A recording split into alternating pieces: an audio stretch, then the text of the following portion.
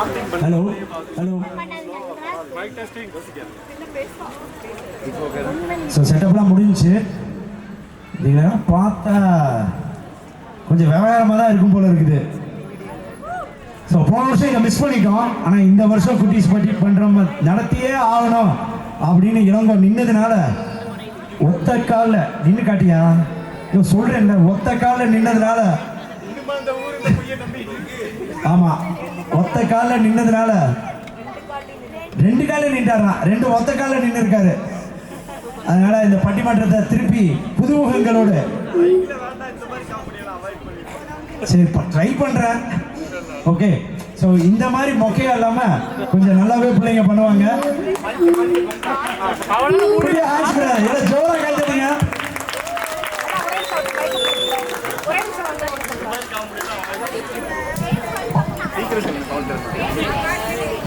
இப்போ அப்துல்லனா 1330 திருக்குறளையும் மனப்பாடமும் ஒப்பிப்போம். அவங்க மதர் சொன்னதுனால, அம்மா சொன்னதுனால செய்வார். இப்பவே தங்கச்சி கேட்ட மாதிரி 1330 குரலை மனப்பாடம் பண்ணணுமா? சரி 1330 மனப்பாடம் பண்ணிட்ட.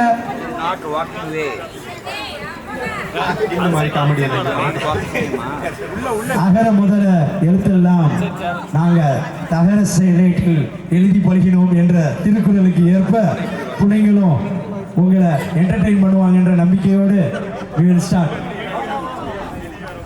அப்துல்ஜி 1330 குரல்னு அவங்க வந்து மிமிக்ரி சொல்லியிருப்பாங்கன்னு நினைக்கிறேன்.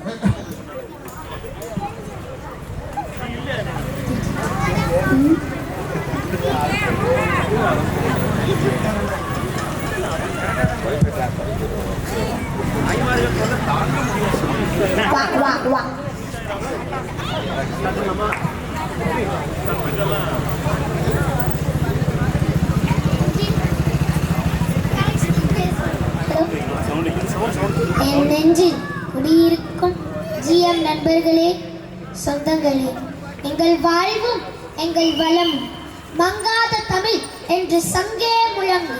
எங்கள் பகைவர் எங்கோ மறைந்தார், இங்குள்ள தமிழர் ஒன்றாதல் கண்டேன் என்று பாடிய புரட்சி கவி பாரதிதாசனின் வரிகளை மெய்ப்பிக்கும் வகை தை முதல் நாள் தமிழ் புத்தாண்டு கொண்டாடியதற்கு பிறகு அதே நாளை இங்கு மறுபடியும் சிறப்பிற்க இங்கு கிரைஸ்ட் ஸ்கூல் அட்மிஷன் கிரவுட் போல திரண்டிருக்கும் உங்களை சந்திப்பதில் மிகவும் மகிழ்ச்சி அடைகிறேன். உங்கள் அனைவரையும் எங்க பட்டிமன்ற குழுவின் சார்பாக வாழ்த்துக்களையும் வணக்கத்தையும் தெரிவித்துக் கொள்கிறோம். இன்றைக்கு ஒரு நல்ல தலைப்பை பற்றி தான் விவாதிக்க போகிறோம். இந்த நேற்றத்துக்கு ஏற்ற தலைப்பு தான். அது என்னன்னா, பிள்ளைகளுக்கு எது நல்லது? பெற்றோர்கள் வீட்டிலிருந்து வேலை செய்வதா அல்லது அலுவலகம் சென்று வேலை செய்வதா? என்னப்பா, இந்த தலைப்பை விவாதிக்க நாள் கணக்கா ஆகுமே என்று நீங்க சொல்லுவது இந்த காதுல கேட்டுச்சு. 1960 தமிழ்ல சொல்லணும்னா 1960s பேரறிஞர் அண்ணா தேர்தல் பிரச்சாரம் நடத்திட்டு இருக்காரு. அந்த காலத்துல அவரோட ஆள் கட்சி தான் அவங்களோட எதிர்கட்சி தான் ஆளுங்கட்சி. ஒரே 1 மணி நேரம் தான் கூட்டத்தை நடத்த நேரம் கொடுத்திருக்காங்க. அது கடைசி பேச்சாளர் அறிஞர் அண்ணாவுக்கு வெறும் 5 நிமிடம் தான் இருக்கு. மேடைக்கு வராரு, கீழே இருக்கும் போலீஸ்காரர் கை கடிகாரத்தை காட்டி வெறும் 5 நிமிஷம் தான் இருக்கு என்று சொல்றாரு. 5 நிமிஷத்துல 1000 பேருக்கு பிடிச்ச மாதிரி என்னங்க பேச முடியும்? ஆனா அவரு பேசினார். நேரம் முடிந்து விட்டது, கீழே இருக்கும் போலீஸ்காரன் கூறுகிறான். நேரம் முடிந்து விட்டது, இந்த கூட்டத்துக்கு மட்டும் இல்லை, இந்த ஆட்சிக்கும் தான் சொல்லிவிட்டு சோழியவே முடிச்சுட்டு போயிட்டாருங்க.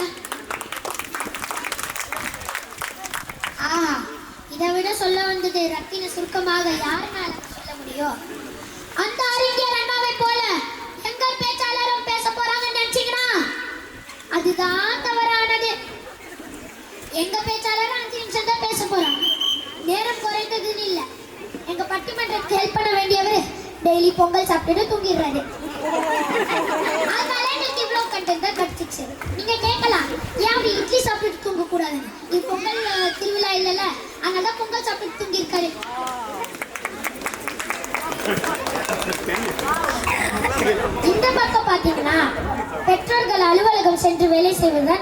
சொல்றாங்க. இவங்க மேலவாக்கத்துல இருந்து ஸ்ரேயா, கோயம்புத்தூர்ல இருந்து வர்ஷினி, அப்புறம் கரூர்ல இருந்து நவீத். இந்த பக்கம் பாத்தீங்கன்னா பெற்றோர்கள் வீட்டிலிருந்து வேலை செய்வதுதான் நல்லதுன்னு சொல்றாங்க. இவங்க காரைக்குடியில இருந்து கண்மணி, திருவண்ணாமலையில இருந்து செயலை, அப்புறம் அவங்க பேர் அவங்க ஊர் பேரை சொல்ல போறது இல்லை. ஏன்னா அவங்களே இன்னும் டிசைட் பண்ணல. அதனால அவங்க பேச்சு வரும்போது அவங்க டிசைட் பண்ணாங்க. இப்போ நான் முதல் பேச்சாளராக மேலவாக்கத்துல இருந்து ஸ்ரேயாவை பேச அழைக்கிறேன். என் நெஞ்சில் குடியிருக்கும் ஜிஎம் சொந்தங்களே பந்தங்களே, என் பேர் ஸ்ரீயா. அகவை 9ஆம் வகுப்பில் படிக்கிறேன். இன்று நான் பேச எடுத்துள்ள தலைப்பு என் பெற்றோர் அலுவலகம் வேலை பார்க்க வேண்டும். கோவிடுக்கு முன்னாடி எங்க அம்மா டெய்லி ஆஃபீஸ் போயிருந்தாங்க. ஆனா இப்போ கோவிடுக்கு அப்புறம் டெய்லி ஒர்க் ஃப்ரம் ஹோம் பண்றாங்க. ஒர்க் ஃப்ரம் ஹோம் பண்ணும்போது சோஃபால உட்காந்து வேலை செய்யறாங்க, பெட்டு மேல உட்காந்து வேலை செய்யறாங்க. இதனால முதுகு வலியோ கழுத்து வலியோ வந்துச்சு. முதுகு வலி கழுத்து வலி வந்ததுக்கு அப்புறம் எங்க அம்மா டாக்டருக்கு போய் எக்ஸ்ரேலாம் எடுத்தாங்க, பிசியோதெரபி எக்ஸசைஸ்லாம் பண்ணாங்க. இந்தாக்கு ஒன்றுமே ஆகல. ஆமாம்மா, எங்க பக்கத்து வீட்டுக்காரங்க கூட கட்டளை எதுக்கு யூஸ் பண்ணுமோ அதுக்கு யூஸே பண்ண மாட்டேங்கிறாங்க. நாள் முழுக்க சேர அழுக்கு துணி, அப்புறம் மடிச்சு வைக்காத போர்வை எல்லாத்தையும் குப்பை மாதிரி துணிச்சு வச்சிருக்காங்க. அவரோட வீட்டுக்காரே ராத்திரி ஆஃபீஸில் ஒரு அட்டெண்டன்ஸ் போட்டு வந்தோன்னே அது குப்பை எல்லாத்தையும் அப்படியே கீழே தள்ளி விட்டு அவரு போய் பட்டுக்கிறாரு. ஆக மொத்தம் அந்த பெட்டில் எப்போவுமே குப்பை தாமா இருக்கு. என்ன நடுவர் அவங்களே, பக்கத்து வீட்டு என்ன நடக்குதுன்னு எல்லாமே பாக்குறீங்க போல இருக்கு. ஏனுண்டாமா பண்றோம். இதெல்லாம் ஜிஎம் அபார்ட்மெண்டோட அமைப்பு. இதுக்கு பைனாக்குலர் டெலிஸ்கோப் எதுவுமே தேவையில்லை. எங்க அம்மா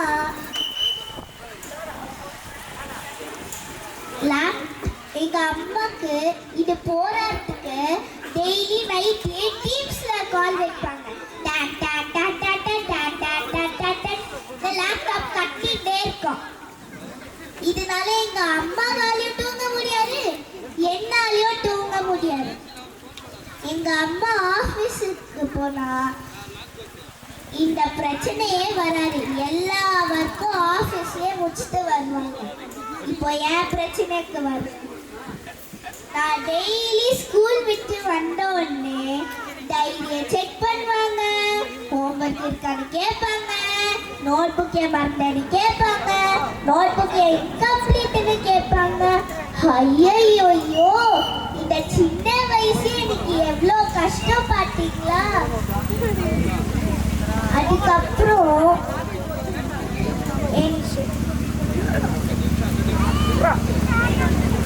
நான் எங்க போறேனோ என் பின்னாடியே வராங்க. நான் பார்க்குக்கு போனா கூட வராங்க, டான்ஸ் கிளாஸ்க்கு போனா கூட வராங்க, ஏன் கும்மி பிராக்டிஸ்க்கு கூட வராங்க.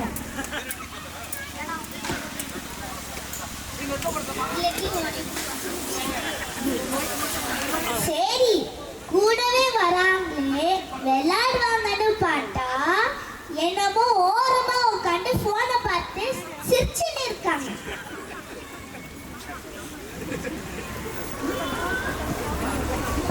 அதுக்கப்புறம் நான் எங்க அம்மா ஆஃபீஸ்க்கு போனா நானே என் ஃப்ரெண்ட்ஸு கூட ஜாலியா போயிட்டு வருவேன்.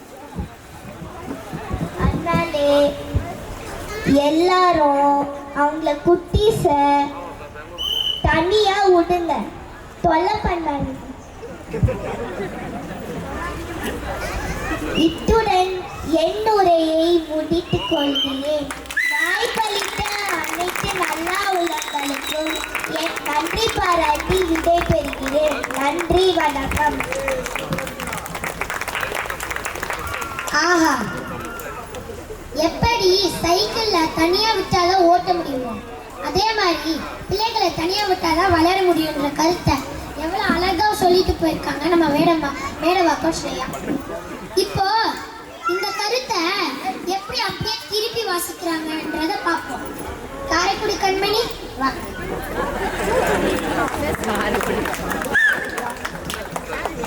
நடுவர் அவர்களே, வணக்கம் என் நண்பர்களே.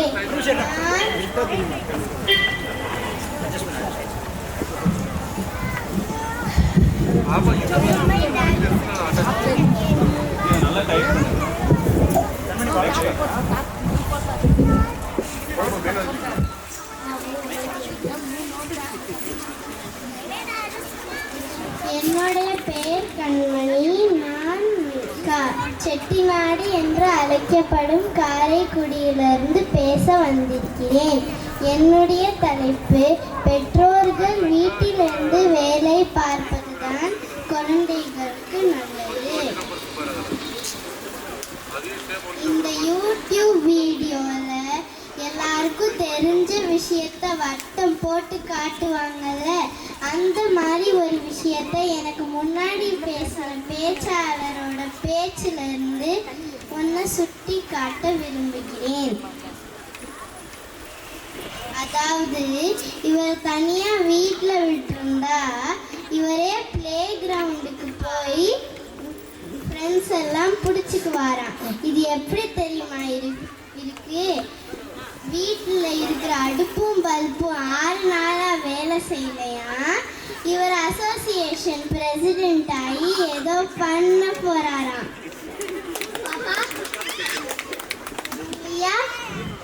இது ஒரு பழமொழி மாதிரி தெரியலையே. ஏதோ உங்க அப்பா காலையில் உங்க அம்மா கிட்ட இருந்து நல்லா திட்டு வாங்கின மாதிரில இருக்கு.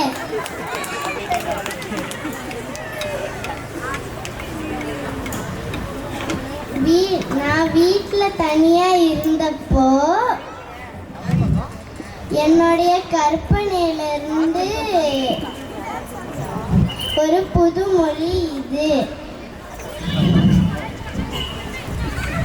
இப்போ தெரியுதா, எங்களை மாதிரி சின்ன குழந்தைங்களெல்லாம் வீட்டில் தனியாக விட்டால் நாங்கள் என்னென்னலாம் யோசிப்போன்னு ஒரு தெரியுதுமா, நல்லாவே தெரியுது. இல்லை உங்கள் அப்பா அம்மா இருக்காங்களா?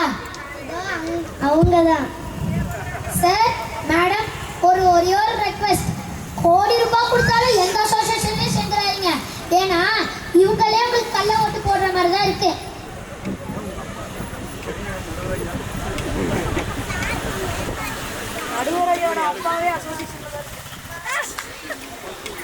ஒரு விஷயம் இல்லைன்னா தான் அதோட அருமை நம்மளுக்கு தெரியும். காலையில் 10 நிமிஷமும் நைட்டு 2 மணி நேரம் தான் எங்கள் அப்பாவை பார்க்க முடியும். அதுக்குள்ளே எப்படி எங்கள் அப்பாக்குள்ளே கொட்டி கிடக்கிற அன்பும் பாசமும் அறிவையும் காட்ட முடியும்? எங்கள் அப்பா வீட்டில் இருந்தால் தானே எங்கள் அப்பா என்ன வேலை பண்ணுறாங்க, எப்படி பண்ணுறாங்க,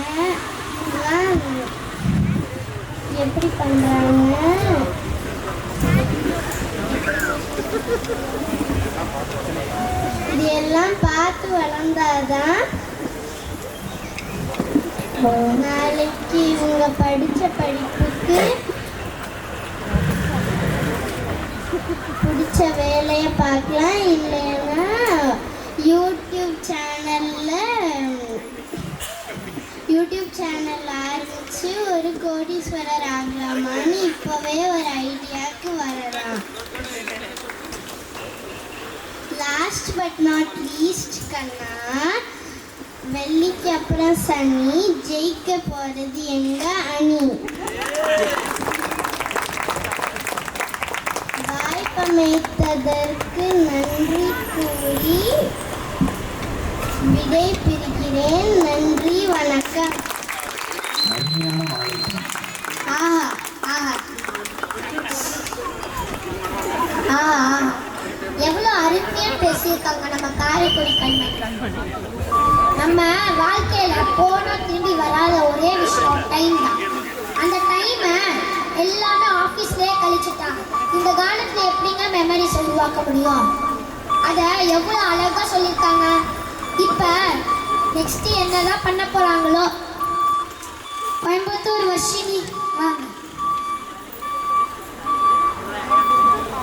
கொங்குமலை சாரலிலே குளிர் நிலம் தென்றலிலே தங்க மலர் பறித்து தமிழ் தாய்க்கு சூட்டி விட்டு தங்கள் தமிழ் தந்த தங்கள் தமிழ் மொழியை தொடங்குகின்றேன் என் உரையை.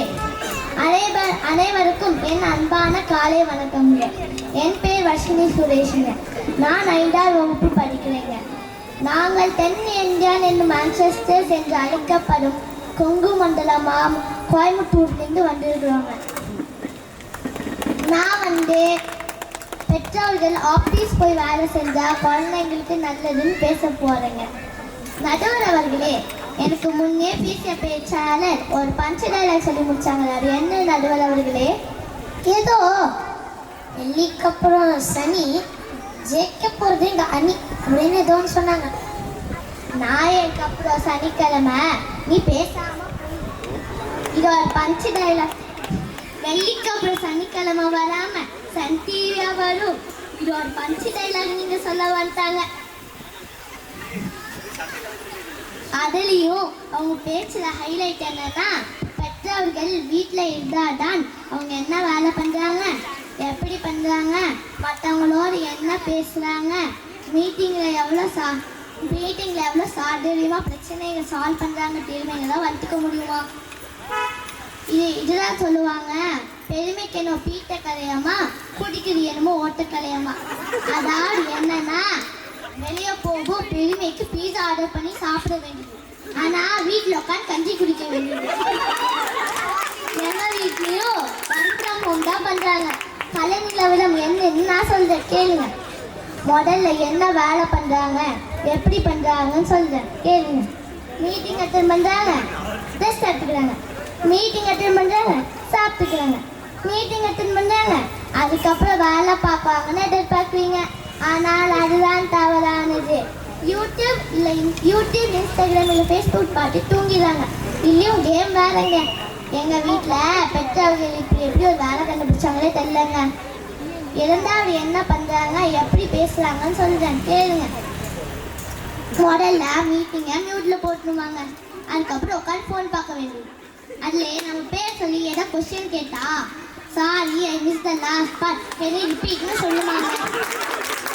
அதாவது அந்த கடைசி வழியை சரியா கேட்கல, திருப்பி சொல்லுங்கன்றத சொல்லணும். ஆமாம், அப்புறம் அவங்க எது வேல்யூ பண்ணாட்டி I'm working on it, almost டன்னு சொல்லுவாங்க.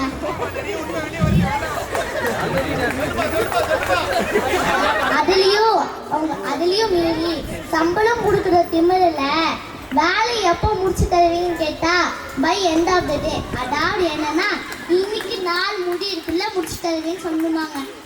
அப்போ அதுக்கப்புறமேல் தீயா வேலை செஞ்சு முடிச்சிருவாங்களே. அப்படிதான் நடிப்போம், ஆனால் அதுதான் தவறானது. மீட்டிங் முடிச்சோடனே மேனேஜர் கிட்ட போய் மாவு ஊற்றி 2 தோசை சுட சொன்னீங்க, ஆனால் என்ன மாவு சொல்லாதனால பரோட்டா மாவோட தோசை சுட்டுன்னு சொல்லி அவங்க ஹார்ட் அட்டாக் கொடுக்கணுமாங்க. அவங்க கலோபரமாகி இவங்களுக்கு வேலை கொடுத்ததே தப்பா, இவங்க கூட வாழதே தப்பான்னு கன்ஃபியூஸ் ஆகி பரோட்டா மாவில் போட்ட தோசையை எப்படி வைக்கணும்னு டிஸ்கஸ் பண்ணுற கேப்பில் 3 வருஷத்தப்போ ஆஃபீஸ் போனப்போ சுட்ட தோசையை கொஞ்சம் எடுத்து கொஞ்சம் அரைகுறையாக சூட் பண்ணி கொடுத்து ஏதோ அவங்க பண்ண தப்பா அவங்க உழைப்பால சரி பண்ண மாதிரி பாவனை பண்ணுவாங்க. அம்மா, ஒரு தோசைக்கே நீங்க 3 வருஷத்துக்கு பின்னாடி தேடுறீங்களே, அப்போ இந்த இடியாப்ப கொல்கட்டையெல்லாம் உங்க அப்பா அம்மா கல்யாணத்துல இருந்து இறக்குமதி பண்ணுவீங்க போல. இல்லை என்ன கொடுமைனாங்க, அப்பார்ட்மெண்ட்டு 40 லட்சங்க, அது மெயின்டைன் பண்ண 50 லட்சம். அதாவது வேலையை ஒழுங்காக முடிச்சிருந்தா 4 நாளே முடிச்சிருக்கு. வேலை பண்ணுற மாதிரி பாவனை பண்ணால் 40 நாள் ஆயிடுச்சு. இதுக்கு மேலே பெற்றோர்கள் வீட்டில் இருந்தால் குழந்தைங்களுக்கு மட்டும் இல்லை வீட்டுக்கும் நாட்டுக்கும் கேடுன்னு சொல்லி குழந்தைங்களுக்கு கொஞ்சம் நல்ல பழக்கத்தையும் காப்பாற்ற தயவு செய்து பெற்றோர்கள் ஆஃபீஸ்க்கு அனுப்பிச்சு விட்டுருங்க.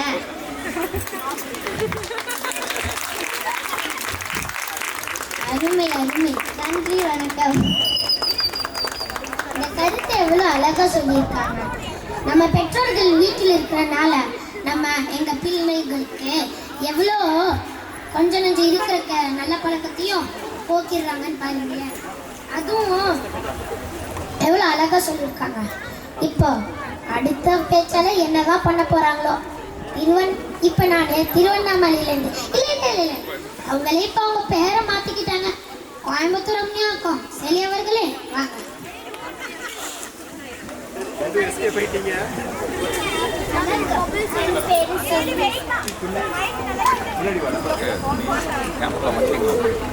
வணக்கம், என் பேரு சேலை. எங்க ஊர்ல நண்டு சிண்டு கூட மரியாதையா பேசும். இது சக்கரியா இது சிறுவாணி தனியான்னு நமக்கே டவுட் வரும். எங்க அப்பா காலேஜ் படிக்கும் போது போர் அடிச்சுன்னா கிளாஸை கட் பண்ணிட்டு ஒரு டீ குடிக்கிறதுக்காக பைக் எடுத்துட்டு ஊட்டி வைக்க போயிட்டு வருவார். இதுதான் எங்க ஊரு கோயம்புத்தூர். ஐயோ, எங்கள் அம்மா ஒரு சொல்ல மாட்டேனே.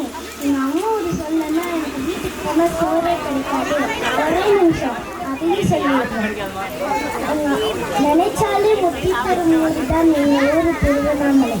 அவங்க எப்படி தீபம் சும்மா தகதகன்னு எரியுதோ அதே மாதிரி என் பேச்சும் சும்மா அனல் பறக்கும். ஆரம்பிக்கலாமா?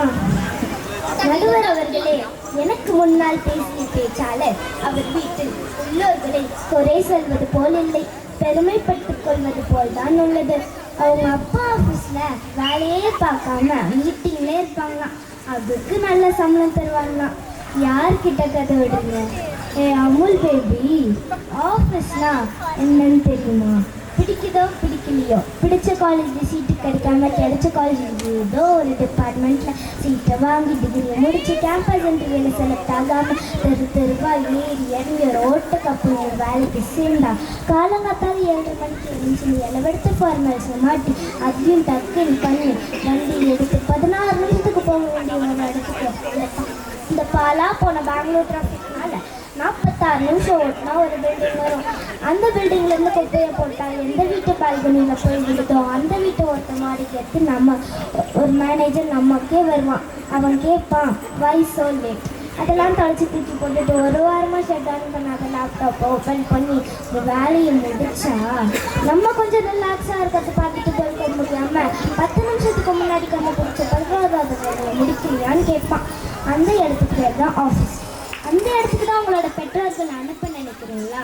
நம்ம அம்மா அப்பாலாம் யாருன்னு தெரியுமா நடுவர் அவர்களே? நினைச்சது எல்லாம் கிடைக்கிற 2K கிட்ஸாக பிறக்காம கிடைச்சது வச்சு சந்தோஷமா இருந்த 70s கிட்ஸாகவும் இல்லாமல் நினைச்சதும் கிடைக்காம கிடைச்சதும் பிடிக்காம விவரம் தெரியாத காலத்தில் அவங்க அம்மா அப்பாவோட வாழ்க்கையும் விவரம் தெரிஞ்ச காலத்தில் அவங்க பிள்ளைகளோட வாழ்க்கையும் வாழ்ந்துட்டு அந்த படைச்சவனே பார்த்து பரிதாபப்படுற 80s and 90s பாவம் சேர்ந்த பீப்புள் இவங்க வேலைக்கு போய் வேற இன்னும் கஷ்டப்படணுமா? இவங்க எப்படி உடம்ப பார்த்துக்கவே போனதில்லை. ஆஃபீஸ் போய் கேன்டீனில் அந்த ஆறி போன அரைகுறையா வந்த சாப்பாட்டையும் 1/2 கிளாஸ் டம்ளரில் 6 ஸ்பூன் சர்க்கரையை கொட்டி டீத்தூளியும் தண்ணி ஊற்றி 3 வேளையும் குடிச்சிட்டு வராங்க. வேர்க்கவே வேர்க்காத ஏசி பில்டிங்குள்ள டிராஃபிக்கில் வந்து வீட்டுக்கு வரவங்களுக்கு எங்கேருந்து சார் எனர்ஜி கிடைக்கும்? இவங்க எல்லாம் நல்லா இருந்தால் தானே நம்ம எல்லாம் நல்லா இருக்க முடியும். அதனால ஆஃபீஸ் போகிறேன்னு பேர் வழின்னு அவங்களும் கஷ்டப்பட்டு நமக்கும் நேரத்தை கொடுக்க முடியாமல் திண்டாடுறதுக்கு பதிலாக வீட்டிலே இருந்து வேலை செஞ்சிடலாம். எவ்வளோ காசு கொடுத்தாலும் இந்த சந்தோஷத்தை நம்ம இந்த சாய்ஸ் மூலியமாக வாங்கிக்கலாம். திரும்பவும் சொல்கிறேன், பெற்றோர்கள் நலன் பிள்ளைகள் நலன்னு பிரித்து பார்க்கக்கூடாது. பெற்றோர்கள் நலன்னால் பிள்ளைகள் நலன்னு சொல்லி இத்துடன் முடிவெடுக்கிறேன். நன்றி, வணக்கம். ஆஹா, அருமையா பேசியிருக்காங்க. வசனமெல்லாம் பயங்கரமா இருந்துச்சு. வாட்ஸ்அப்பில் ஃபார்வர்ட் மெசேஜா இல்லை அவங்களாவே செஞ்சாங்களான்னு தெரியல. அதுவும் ஆஃபீஸில் போய் சமோசா டீயை சாப்பிட்டு பெங்களூர் டிராஃபிக்கில் போலீஸ் எல்லாம் விளையாட்டு வீட்டுக்கு வர்றது பதிலாக அங்கே வீட்டில் இருந்தே வேலை செஞ்சால் எவ்வளோ நல்லது. அமுல் பேபின்னு சொல்லிவிட்டு இப்படி காப்ளான் பேபி மாதிரி பேசிட்டு போயிருக்காங்களே. வாரே வா வாரே வா. இப்போ அடுத்த பேச்சாளர் இது என்னென்னலாம் காட்ட போகிறாங்களோ. கரூர்ல இருந்து நவநீத் அவர்களே வாங்க. வாய்மை மாறா நடுவர் அவர்களே, என் அந்நியோர்களே, என் வருங்கால தங்கங்களே, எதிர்கால சிங்கங்களே, புத்தம் புதிய மலர்களே, என் சொந்தங்களே, விண்ணை அளந்த என் அன்னை தமிழுக்கு என் முதல் வணக்கம். என் பெயர் நவனி. நான் கரூர்ல இருந்து வந்திருக்கிறேன். வீட்டில் இருந்து வேலை பார்ப்பதுனால எவ்வளோ பிரச்சனை வருதுன்னு சொல்ல வந்திருக்கிறேன். நடுவர் அவர்களே, எனக்கு முன்னாடி பேசின ஸ்டைல பார்த்தா அவர் வீட்டில் அவங்க அப்பா அம்மா அட்டன் பண்ணுற மீட்டிங்கை நல்லா கவனிச்சிருப்பாங்க போல. பொய் எவ்வளோ பாலிசி சொல்கிறாங்க, அதையோ நீங்கள் நியாயம்னு ஒத்துக்கிறீங்க. பொய்யா? நான் அப்படியே எதுவும் கண்டுபிடிக்கலையே. அப்படி என்னப்பா சொன்னாருங்க? சொல்கிறேன், அதுக்கு முன்னாடி எனக்கு ஒன்று சொல்லுங்க. ஒரு கழுதை எத்தனை வருஷம் வாழும்? இப்போ இந்த காலத்துல எல்லாம் ஒரு 30 வருஷம் வாழும். எதுக்குங்க கேட்குறீங்க? அதாவது 1.25 வயசான ஆளுங்க இன்னும் பிடிச்சி 80s கிட்ஸு 90s கிட்ஸுன்னு சொல்லிட்டு இருக்காங்க. இதெல்லாம் கேட்கும்போது எப்படி தெரியுமா இருக்கு? வீட்டில் பனியனும் பேண்ட்டும் கிழிஞ்சு தொங்குதான். ஒரு கேட்டுக்கு வெளியே இருக்கிற மாட்டுக்கு ரேமன்ஸ் கோட்டு போட்டு தரான். வீட்டில் இட்லியும் சம்மர்த்தையும் மட்டும் கிடைக்கிறப்ப ஒரு பேரண்ட்ஸ் வெளியே போய் பிடிச்சதெல்லாம் சாப்பிட்றத பார்த்து காண்டில் இருக்காரு. ஆமா ஆமா, பார்க்க லைட்டாவே தெரியுது உங்களுக்கு.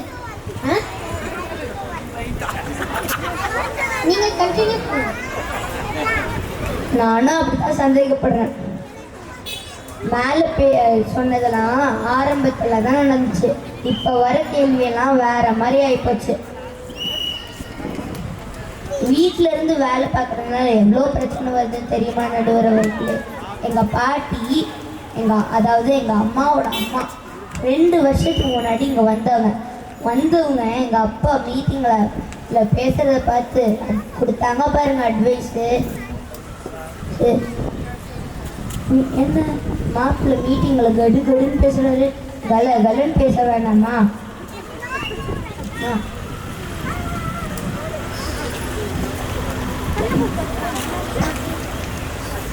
அதனால தான் ப்ரமோஷனே கிடைக்க மாட்டேங்குதுன்றாங்க. இங்கே கலன்னு பேசுறதுக்கு இங்கே நான் லொல்லு சபாவாக போயிட்டுருக்கு. இது கூட பரவாயில்லைங்க.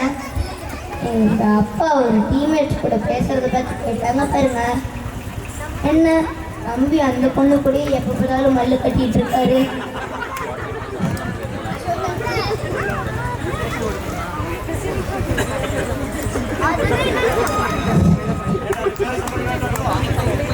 பாவம் நம்பி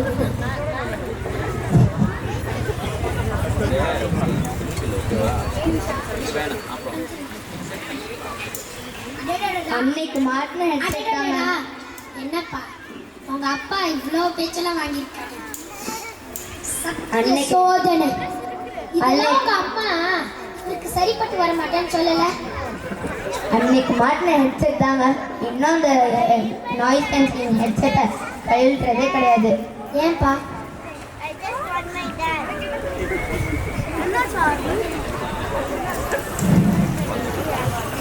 இது கூட பரவாயில்லைங்க. இதெல்லாம் முன்னாடி சொன்னதெல்லாம் ஆரம்பத்தில் தான் நடந்துச்சு. இப்போ வர கேள்வியெல்லாம் வேற மாதிரி ஆயிப்போச்சு.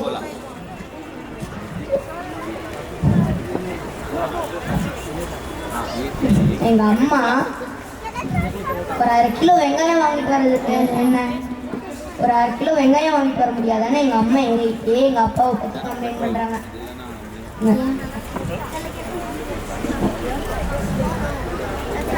வீட்டில்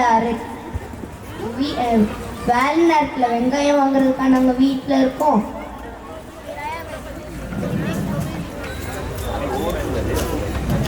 வேலை நேரத்தில் வீட்டு வேலையை சொல்லிட்டு சாயங்காலம் 6 மணிக்கு மேலே என்ன ஒர்க் ஃப்ரம் ஹோம்னு திட்ட வேண்டியது.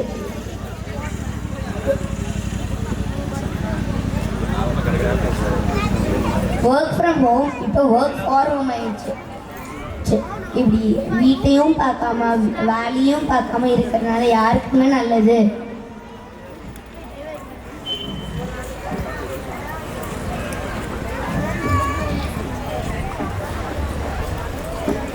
அதனால கூடவே இருந்தோம் குழந்தைங்கள முழு கவனத்தோடு கவனிச்சு பார்க்க முடியாம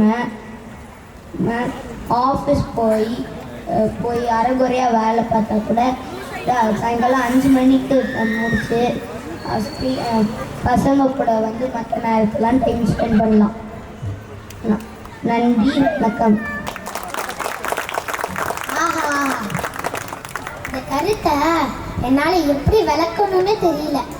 அருமையாக பேசியிருக்காங்க. இப்போ கடைசி பேச்சாளர் அவந்திகா, அவங்கள நான் கூப்பிடுறேன். அனைவருக்கும் வணக்கம். என் பேரு அவந்திகா. நான் 4வது படிக்கிறேன். என் வயசு 9.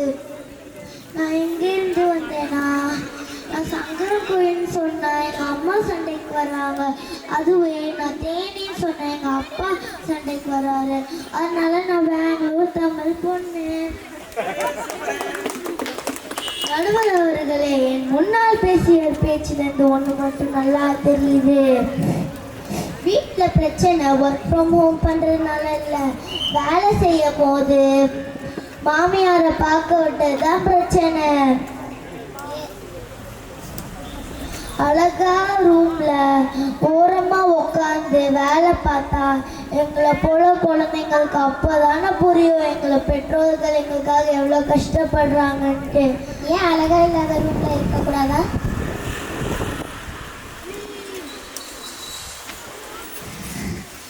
அவங்க முன்னாடி எங்களோட ஹோம் ஒர்க்கு, ப்ராஜெக்ட் ஒர்க்கு, எங்களோட படிப்பெல்லாம் காட்டினா தானே எங்கள் லெவல் அவங்களுக்கு என்னன்னு தெரியும். வீட்டில் வேலை பார்க்குற மாதிரி ஏற்பாடு பண்ணால் நம்மளுக்கு ஒரு ஃப்ரீடம் வந்துடுது. நாங்கள் பொங்கல் ஊருக்கு போனப்போ கூட எங்கள் அப்பா நல்லா வேலை பார்க்க முடிஞ்சிச்சு. தேவையில்லாமல் லீவும் போட அவசியம் இல்லை, வேலைக்கு வேலையும் வச்சு தாத்தா பாட்டியை பார்த்த மாதிரியும் வச்சு.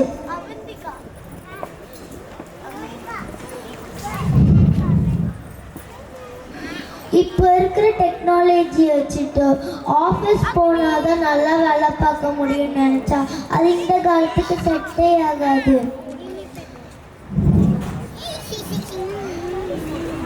வீட்டில் இருந்து வேலை பார்த்தா எங்கள் அப்பா 12 மணி நேரத்தில் 3 மணி நேரம் பேட்மிண்டன் ஆட போய்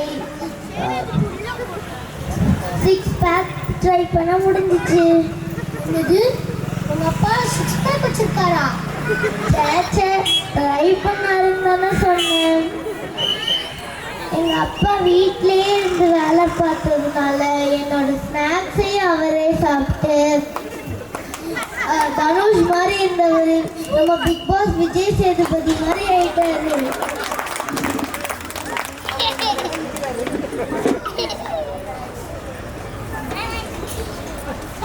பாருங்க, நம்ம வீட்டில் இருந்தால் எப்படி நம்மளோட உடம்பு கவனிச்சிக்க முடியுதுன்ட்டு. மொத்தத்தில் நம்ம ஆஃபீஸ் போய் என்ன வேலை பார்க்குறதுன்னு தேடுறத விட இப்போ இருக்கிற டெக்னாலஜியை யூஸ் பண்ணி அந்த வேலையை எப்படி சாதிக்கலாம் அன்ட்டு பேசினா அது வீட்டுக்கும் நல்லது, வேலைக்கும் நல்லது. எனக்கு பேசுறதுக்கு வாய்ப்பு கொடுத்ததுக்கு மிகவும் நன்றி. நன்றி, வணக்கம்.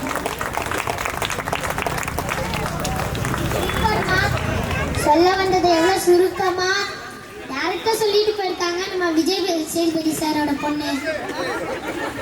இப்போ நம்மளோட நிகழ்ச்சியோட கடைசி கட்டத்துக்கு வந்திருக்கோம். இனிமேல் நம்ம பேச்சாளரை பேசுறது நம்ம காதில் கேட்க முடியாது. ரொம்ப கவலையா இருக்குதுங்க. நான் இமோஷன்ல பேசுறேன்னு நினைக்காதீங்க. ஒவ்வொருத்தரா வந்து நடுவர் அவர்களே அப்படின்னு சொல்லும் போது காதுக்கு எவ்வளோ குளிர்ச்சியா இருக்கு. இப்போ நான் வீட்டுக்கு போனேன்னே கொஞ்சம் நல்ல எக்ஸாம் ரிசல்ட் வந்துடும். அப்போ அட்வைஸ் கொடுப்பாங்க பாருங்க, நம்மளுக்கு காதில் பஞ்சர் ஆகி அவங்களே டிஞ்சர் போடுற மாதிரி தான் இருக்கும் நம்ம காது. அதுவும் வீட்டிலே இருக்காங்களா, அட்வைஸ் பண்ணியே கொலை பண்ணிடுவாங்க.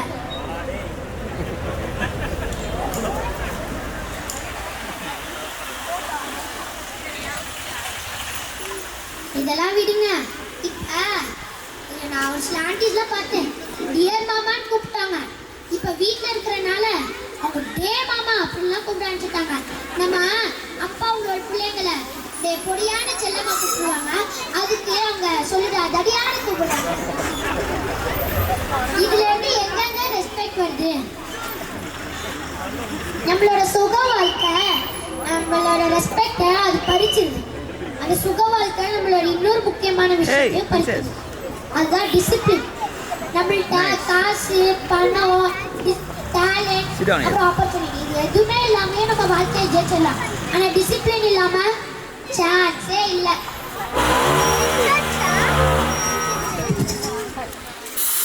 சான்ஸே இல்லைங்க.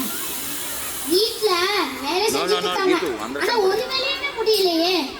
100 வழிகள் இருக்கு அந்த வேலையை முடிக்க. ஆனா ஒன்ன கூட தேர்ந்தெடுத்து அதை முடிக்க மாட்டேங்கிறாங்க. நம்ம வீட்ல இருந்தா நிறைய இழப்பும் வரும் வரவும் வரும். அது இழப்பு வரவோட கம்மியா இருந்துச்சுன்னா வீட்டை வேலை செய்யறது பெஸ்ட். ஆனா நிஜத்துல அப்படியாங்க இருக்கு? இல்லைல்ல. நம்ம அப்பா வேலைக்கு போனாலும் போகாட்டியோ நம்ம வீட்டை மோஸ்ட்லி பார்த்துக்கிறது நம்ம அம்மாக்கள் தான். அவங்கள டேலண்ட்டை வெளியில காட்டிக்காம அவங்கள டேலண்ட்டை ஒழுங்கா புரிஞ்சுக்காம வீட்லயே இருந்தா அவங்க யாருன்னு எப்படிங்க மற்றவங்களுக்கு தெரியும்? அவங்களும் வேலைக்கு சேர்ந்தாதான் அவங்களோட டேலண்ட் இந்த உலகத்துக்கே தெரிஞ்சு ப்ரொமோஷன் ப்ரைஸு கிஃப்ட்ஸுன்னு நிறைய கிடைக்கும். இந்த மாதிரி வீட்லயே இருந்தா டேலண்ட்ன்றது அவங்களுக்கு வெளியிலேயே வராது. அதனால நான் என்ன சொல்றேன்னா முடிஞ்ச அளவுக்கு நம்ம பெற்றோர்களை அலுவலகம் இன்னும் நீ நம்பலனா நம்ம கொரோனா ஸ்டேஜ்ல உங்களுக்கு எல்லாருக்கும் ஒர்க் ஃப்ரம் ஹோம் இருந்த மாதிரி எங்க குட்டீஸ்க்குலாம் ஸ்கூல் ஃப்ரம் ஹோம் இருந்துச்சுல. அப்ப என்ன நாங்க ஒழுங்காக அட்டெண்ட் பண்ண கிளாஸ்ல இந்த சைட் ஸ்நாக்ஸ் இந்த சைட் ரிமோட் முன்னாடி டிவி லேப்டாப் க்ளோஸ் அப்படின்னு தானே இருந்தோம். ஹோம் ஒர்க்கை முடிக்கலையா கிளாஸ் ஒர்க் முடிக்கலையா அப்படின்னு டீச்சர் கேட்டாங்கன்னா sorry ma'am we will finish it by today அப்படின்னு சொல்லிடுவோம். இதெல்லாம் பார்த்துட்டு எக்ஸாம் நாள் வரும். இப்பெல்லாம் பார்த்தோம்னா நம்ம படப்படான துடிச்சிட்டு படிச்சுட்டு இருப்போம். ஆனால் அப்போ ரிலாக்ஸாக டிவி பார்ப்போம். எக்ஸாம் பேப்பர் வந்தோடனே ரூமில் போய் காப்பி அடித்து ஆன்சர் எழுதிடுவோம். இப்போ தானே பண்ணிட்டு இருக்கோம். இல்லை அதுவும் தப்பாக எழுதிச்சுன்னா வாட்ஸ்அப்பில் எடிட்டிங் பண்ணி அதை கரெக்டாக ஆக்கிடுவோம். இந்த மாதிரி தானே பண்ணுறோம். இதே விஷயத்தை தானே நீங்களும் இப்போ வீட்டில் இருந்து பண்ணுறீங்க.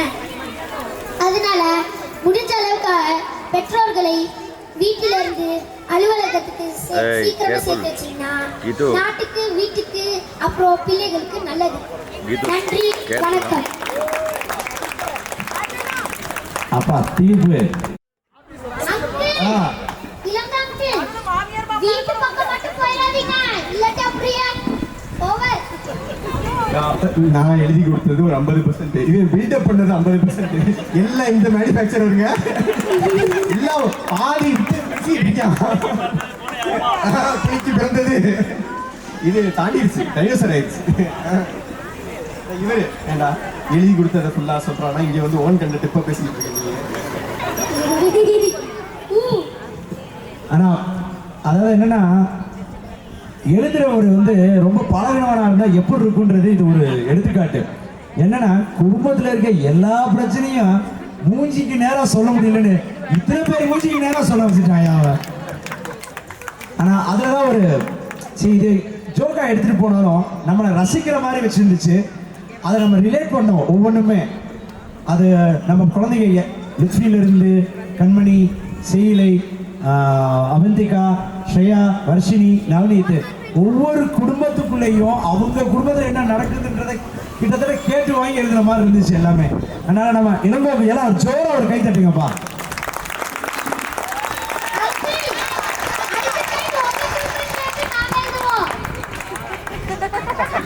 ஸோ அடுத்து எழுதி கொடுக்கறது கூட ஈஸி தான். நான் ஒரு 25% வச்சுக்கலாம். எங்கள் வீட்டில் 2 லேடிஸ் இருக்காங்க. கையை பிடிச்சி எழுதாத கொரோனா சோறு கிடைக்காது இன்னைக்கு எழுதலைன்னா அப்படின்னு சொல்லி அம்மாவும் சுஜியும் சொன்னதை எப்படியோ கஷ்டப்பட்டு எழுத வச்சுட்டாங்க. இந்த பேரண்ட்ஸுக்கு ரியலி ஹேட்ஸ் ஆஃப். ஏன்னா அவங்க சொன்ன மாதிரி ரொம்ப லேட்டாக கொடுத்தேன் ஸ்கிரிப்டை. இவ்வளோ தூரம் மனப்பாடம் பண்ண வச்சு எக்ஸாமு டியூஷனு கும்மி ப்ராக்டிஸு டான்ஸு அது இது அவங்க சொந்த வேலையில் இவ்வளோ மனப்பாடம் பண்ண வச்சுருக்காங்கன்றது பெரிய பெரிய வேலை இது. பேரண்ட்ஸுக்கு மிகப்பெரிய பாராட்டுகள். பாசிட்டிவ் போஸ் வாழ்த்துக்கள்.